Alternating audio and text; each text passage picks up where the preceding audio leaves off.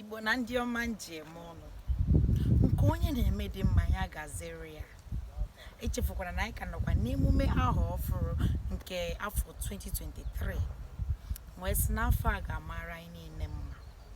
Nwere elotele gị na gị bụ nwa Igbo na-agba mbọ agbasi mbọ ike o wee na-agazili gị ka ị dị nkwadobe ka ị ga-enwekwa ndị ntaji anya ma nwekwezi ọnwụnwa n'ụzọ gị.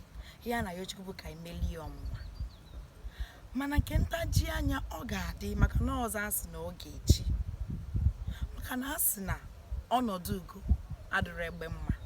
Mana elofukwa na Igbo tụrụ inu wee sị nnọọkwa ugo anwa ka bụ eze nnụnụ na emelisi afọ na ugo gbuzuo na ọ ga-achake. Ma chetazịa na ugo chara acha ada echu echu. Ya bụ na ihe ọbụla o nwere ihe oke pụrụ ime gụwa bụ ite ọna na nwa dibịa gbasịa nịga na uche Chineke ga-eme.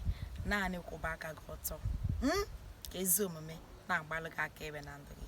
Daalụ, aka m bụkwa ọmalịcha nwaada Adaigbozuruoke, masịzi ịkpọ m okwe na mma ancha bụkwa ihe eji wee malụ m. Ngwa ka ọ dị mbọsị ọzọ afọ ntị ka maa ya ọla.